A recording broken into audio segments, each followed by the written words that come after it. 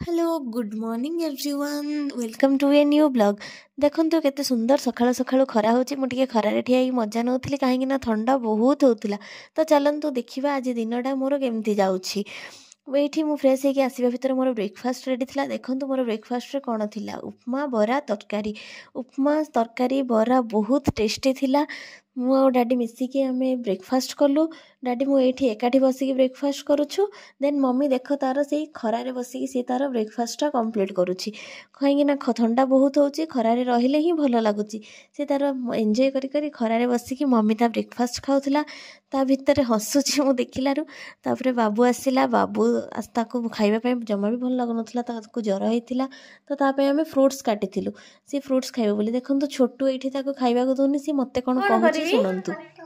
Photo का photo काढिबी तम photo दे photo काढिबी की दे फोटो देबी कि लो। देन छोटूर फोटो उठेबा परे मु तांको फ्रूट्स काटी देइथिले। देखंतु छोटू ता भाई को दउची। देन मते भी टिके ऑरेंज टिके खुआई दउची। छोटूर क्यूट क्यूट कथा सुनिया तो भल लागुथला। एक्चुअली ता भाईर देहटा टिके भल नथिला। छोटू संगे कथा ही मु टिके बाहर को जाइथिली। बाहर आसीबा भितर मोर लंच टा रेडी थिला। देखंतु लंच रे कोन अछि भात घांट तरकारी चिप्स थिला।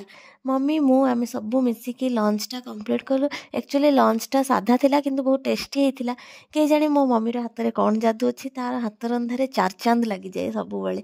मते तो बहुत भल लगे। तापरे मु टिके देवांश पाखक जाइथिली। देखंतु देवांश कैमरा ता सामने रे ऑन करिया मात्र ही से कैमरा को ही फोकस करे।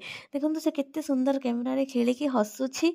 देवांश से ऑलरेडी सो नथिला तो सेति पय मु ता सह टिके लागिबा पय तांको घर को जाइथिली। देवांश रो आसिला परे मु टिके सोई जाइथिली। देन मु उठिलु मम्मी मो टिके मिसिकी सोइथिलु। उठिला परे देखंतु आइसक्रीम खाइथिलु। आइसक्रीम बना हेतिला। मु एठी आइसक्रीम खाउची। मते तो आइसक्रीम खावा को बहुत भल लागे।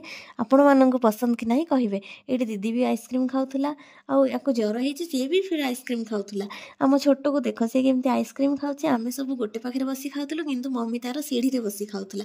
मम्मी पाखु टिके जाईकी कथा हेकी ता सहित आसिली। देन मोर स्टिचिंग काम थिला। मु तो जानि चंदी दिन रे थरे भी बसे मशीन रे।